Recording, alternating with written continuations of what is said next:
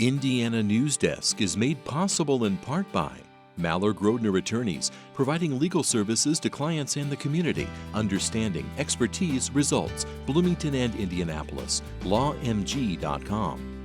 IU Center for Rural Engagement, extending IU Bloomington resources to improve Hoosier lives in partnerships with communities and organizations. rural.indiana.edu.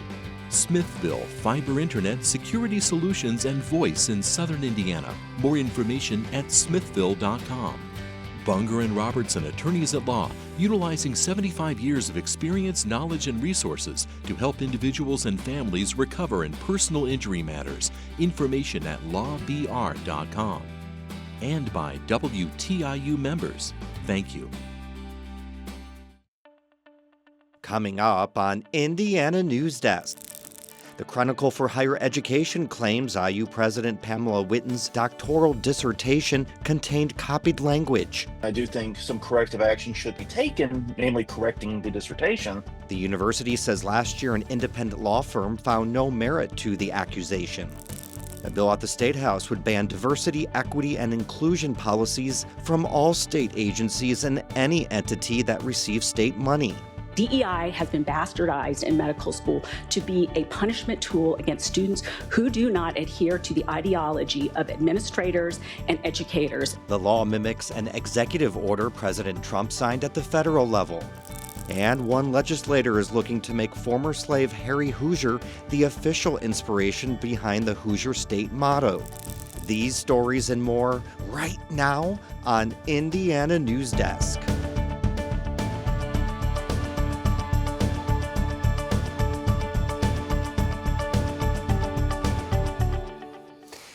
Welcome to Indiana Newsdesk. I'm Joe Wren. Well, based on an anonymous tip, the Chronicle of Higher Education reported Wednesday that IU President Pamela Whitten appeared to plagiarize parts of her doctoral dissertation. As Ethan Sandwise and Aubrey Wright report, experts are divided on the severity of those accusations.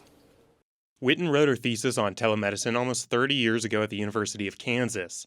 The tip, verified by the Chronicle, contains almost 40 examples of copied language and improper paraphrasing. Whitten cited sources, but didn't use quotation marks. On its own plagiarism website, IU calls this type of transgression, quote, a crafty cover-up. She brought text in from the outside and attempted to rewrite it to make it original, which that never works. Never, ever do that. The Chronicle also said Whitten made similar mistakes in a 2006 paper. Universities have their own standards for identifying and addressing academic plagiarism. IU's research misconduct policy says a faculty member found responsible for plagiarism could face penalties ranging from reprimand to termination.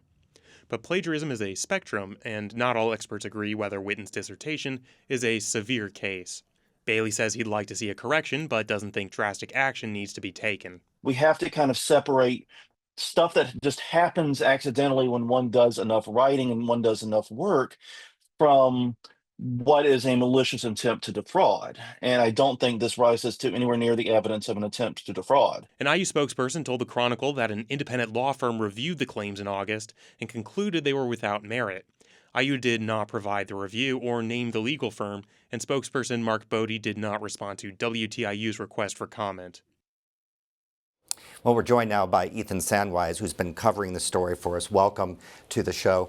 So, Ethan, the spokesperson said they hired a law firm to investigate these claims, but they don't name the law firm or the report.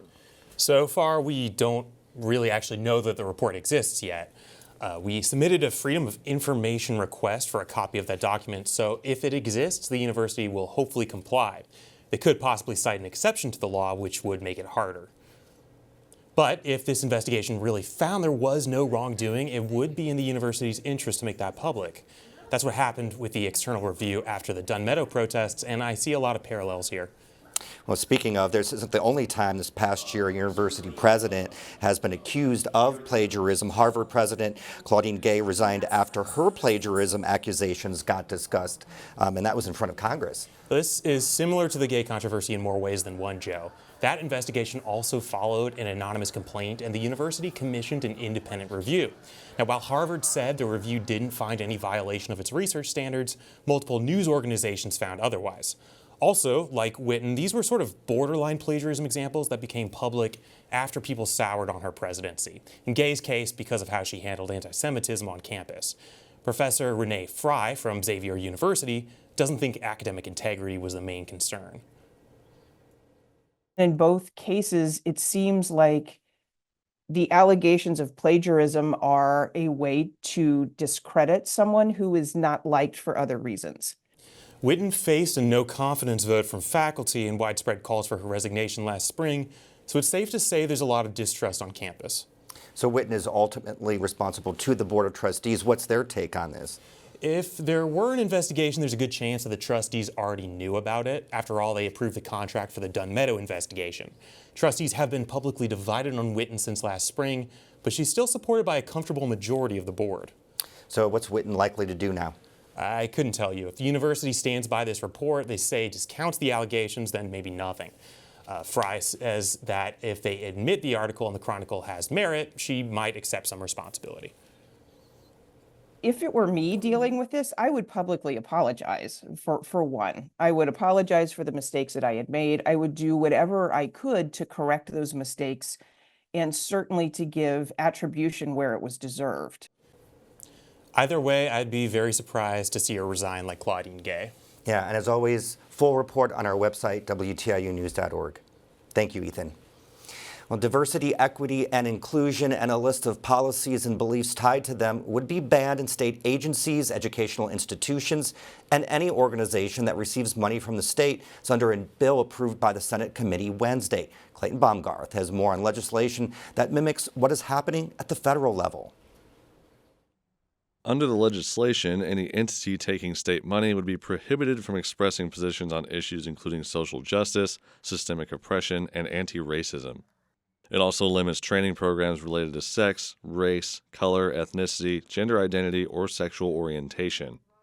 An IU School of Medicine professor says DEI restricts free speech for conservatives. DEI has been bastardized in medical school to be a punishment tool against students who do not adhere to the ideology of administrators and educators. Others say the bill is a part of a national attack on DEI that has civil rights activists scared. Because it's demonizing a policy and set of practices that are created to address the historical injustices that we know exist in this country.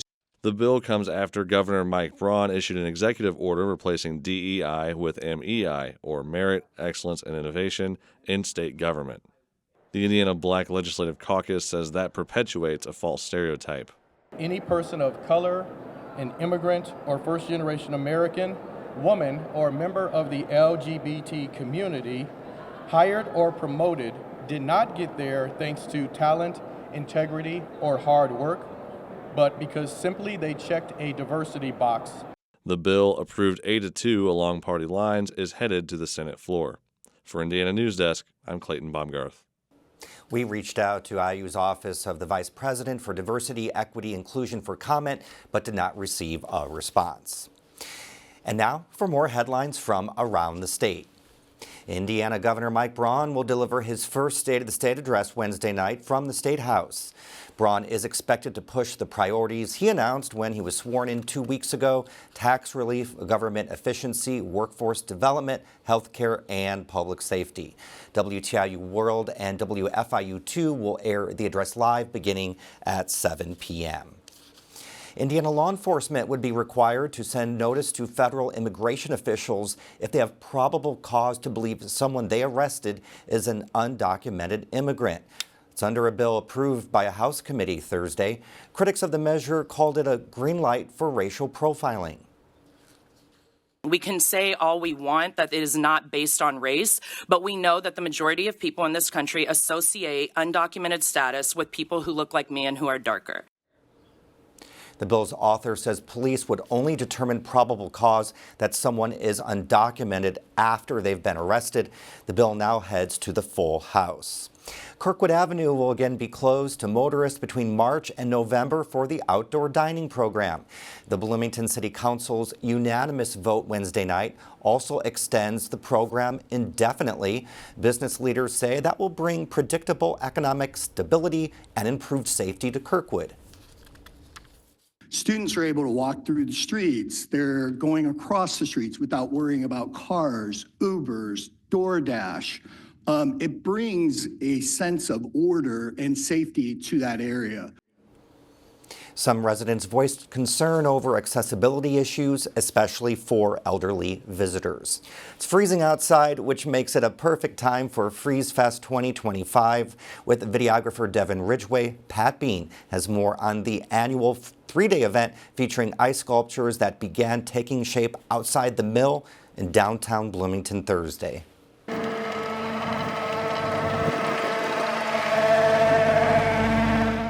Sculptors spent Thursday morning unloading nearly 200 blocks of ice that they'll turn into dozens of ice statues. Dean Demarius is one of a team of 8 sculptors who travel to events around the country, such as the Freeze Fest. One guy will cut the ends, another guy will cut the middle, somebody else will split them in half like the ones on bottom. So we've got a whole staging system that we use to build pieces up. So everybody will have a hand in putting it up. Several sculptures have been carved on the opening day of the Freeze Fest, including Olaf from the movie Frozen, and some representing Indiana University. IU football coach Kurt Signetti stopped by to see a carving of his likeness. Temperatures this week have been below freezing, which is ideal for the ice sculptors. We've had some rough years here with rough weather, but we're incredibly blessed this year to have a great weather for it. For Indiana Newsdesk, I'm Pat Bean. Freeze Fest runs through Saturday evening. Coming up next on Indiana Newsdesk. Where did the term Hoosier come from? A bill in the statehouse would credit former slave and preacher Harry Hoosier. And with President Trump promising new tariffs, we look at how businesses are preparing for higher costs. These stories and more right here on Indiana Newsdesk. This is Passport. Your ticket to stream every single moment. Stream complete seasons. This was perfect. Iconic series, early releases, and so much more. So much more than I thought. Stream all the shows you love by donating to your local PBS station and get the full PBS experience. Indiana Lawmakers is the longest-running political discussion program in the state, and we're still going strong. We'll break down the topics and keep you up to date on the past, present, and future of our state. We'll explain the legal and political curiosities, talk to the experts, and of course, hold impactful discussions with your elected representatives. Indiana Lawmakers, from the State House to your house.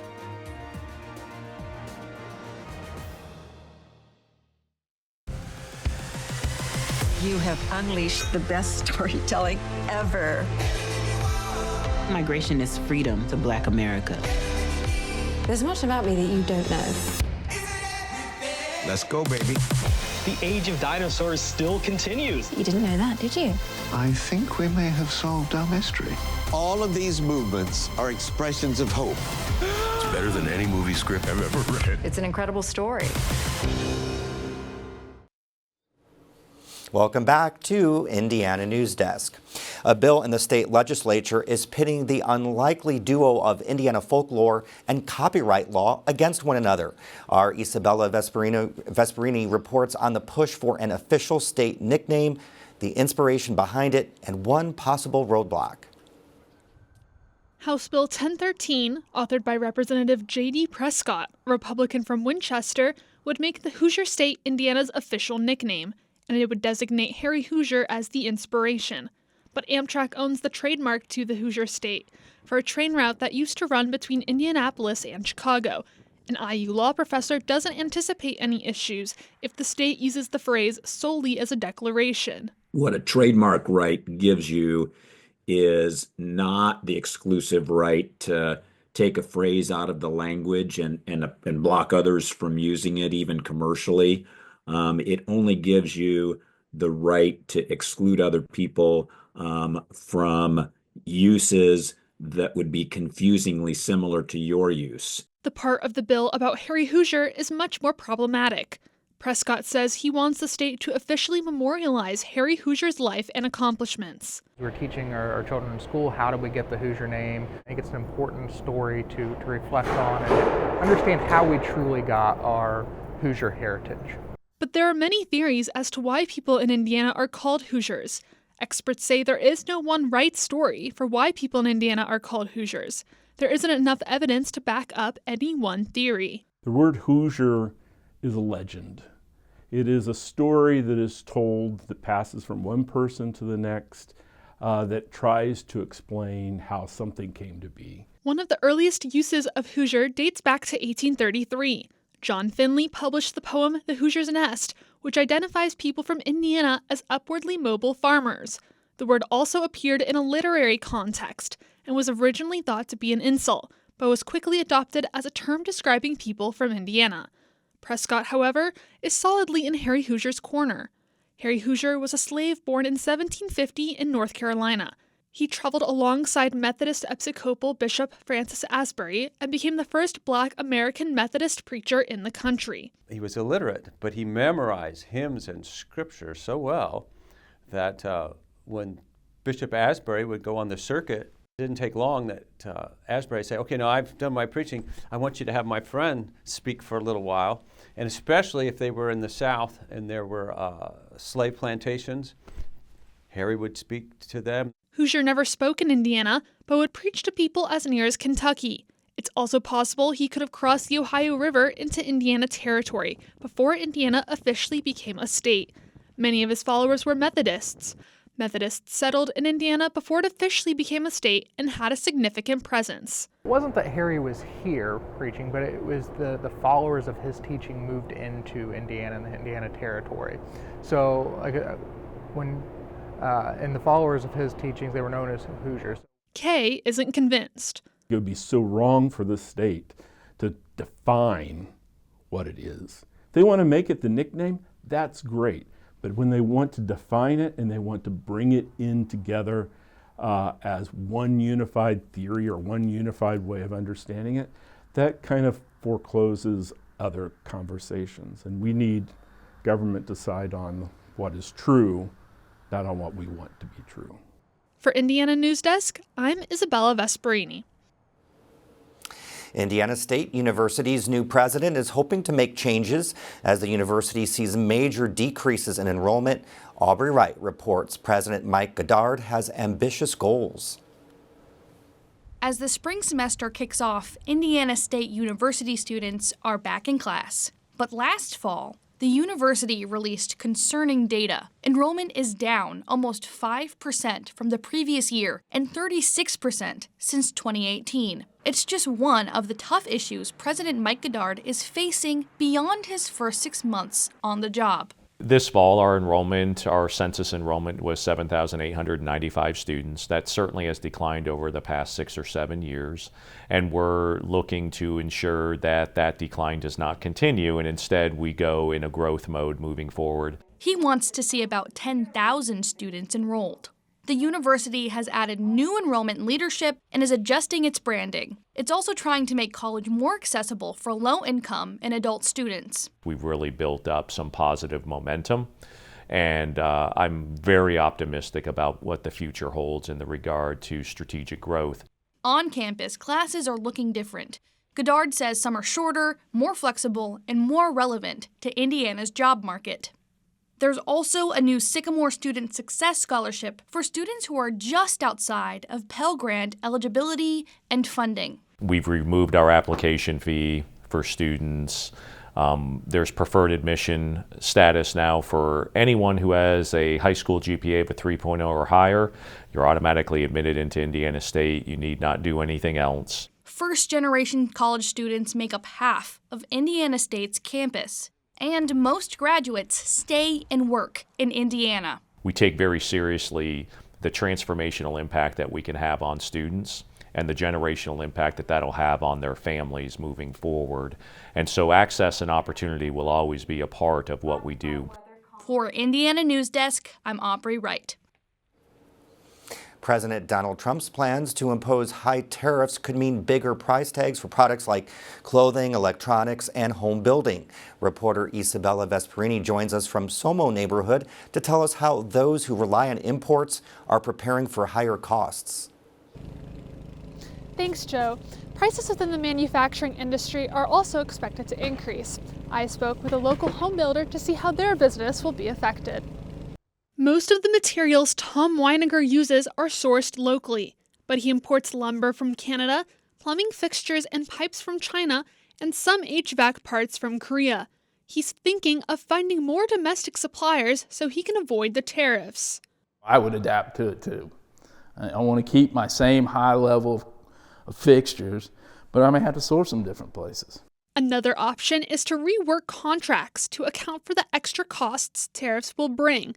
But Weiniger says he'll pay the extra money in contracts he's already a part of, if it means consumers won't pay that extra cost. I don't want to just pass it along to the home buyer, because I work every day not to make that happen. Keep the quality high and keep the price right. And it's tough. Indiana is one of the top manufacturing states in the nation. Higher tariffs could restrict manufacturers and make it harder for them to purchase raw materials. As a result, prices for homes are expected to increase. Experts say higher tariffs are likely to keep businesses from putting as much money into expansion, purchases, and hiring. Nearly 534,000 people in the state work in manufacturing. That's money that you don't have to give raises, to provide better healthcare benefits, to invest in training or equipment upgrades, and all those things will impact the state broadly. During Trump's last presidency, U.S. consumers paid more for specific goods from China, such as washing machines, solar panels, and aluminum. Tariff rates ranged between 7.5% and 25%. President Joe Biden kept most of Trump's tariffs in place and increased the rate on some Chinese goods, such as semiconductors and electric vehicles. A new Reuters poll predicts Trump could impose tariffs of nearly 40% on goods from China early this year. Prices of some Chinese products, such as clothing and electronics, are bound to increase. The goal of imposing high tariffs on imported goods is to get more manufacturers to produce goods in the U.S., but there will still be a reliance on raw materials from other countries. During Trump's last presidency, China weakened its currency, decreasing its value. This made China's products cheaper than American products, and more Americans preferred those over their own. The advantage to devaluing the currency is then, as an American, we would then buy their products because it was cheaper than buying our own products. So they were essentially rigging the system so that we would buy their products as opposed to look to our own manufacturing to buy our own. Consumers would help pay for the tariff by paying more for their products. She hopes bigger price tags will encourage people to be more intentional about their purchases, prioritizing quality products that last longer over cheaper, less durable options. If we can move away from being so focused on which is the cheapest alternative versus what is the best quality for my dollar. So, and again, in economics, that would be similar to thinking about what is the marginal utility per price and how much utility am I actually going to get out of it. Higher tariffs could lead to less trade between countries, which would contribute to Trump's goal of relying less on other countries. Businesses in countries that paid high tariffs to export goods into the U.S. during Trump's last term, such as China, moved their business to countries where exporting into the U.S. wasn't as expensive. This could happen again. As soon as the costs of that change, firms and businesses are going to potentially rethink whether or not that's the right or appropriate location to have their business or to be sourcing their materials. Some of these firms could decide to move into the U.S., which could create more jobs. Some of those goods that I'm using to make my semiconductor or my automobile or whatever, maybe it's going to become beneficial or necessary for me to think about moving some of those otherwise upstream production processes into the United States. So that results in more U.S. jobs. New tariffs could go into effect as soon as 6 months after Trump takes office. Reporting from Somo Neighborhood for Indiana Newsdesk, I'm Isabella Vesperini. And every 3 or 4 years, thousands come to the IU biology department's greenhouse to see Wally, a 6-foot-tall corpse flower, named that way because it smells like rotting flesh when it blooms. But it's not the only stinky plant in the greenhouse. The Amorphophallus konjac, better known as the devil's tongue, is currently blooming and stinking up the area around it. I know one year it actually bloomed on Valentine's Day. And we were making a joke, if you got that one person you wanted to send a flower to and don't like, this is the perfect one for that. And while it's not as popular as the corpse flower, Leisure says the devil's tongue also attracts visitors to the greenhouse. About 20 people came to see the blooming plant Wednesday. That's the end of this program, but our work continues online as we cover the news throughout the week at WTIUnews.org. Reminder, Governor Mike Braun will deliver his first State of the State address Wednesday night at 7 p.m. WTIU World WFIU 2. Have a great weekend.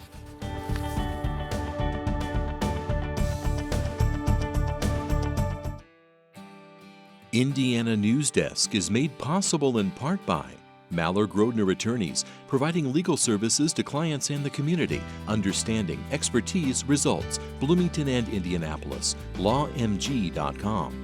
IU Center for Rural Engagement, extending IU Bloomington resources to improve Hoosier lives in partnerships with communities and organizations. rural.indiana.edu. Smithville Fiber Internet Security Solutions and Voice in Southern Indiana. More information at smithville.com. Bunger and Robertson Attorneys at Law, utilizing 75 years of experience, knowledge, and resources to help individuals and families recover in personal injury matters. Information at lawbr.com. And by WTIU members. Thank you.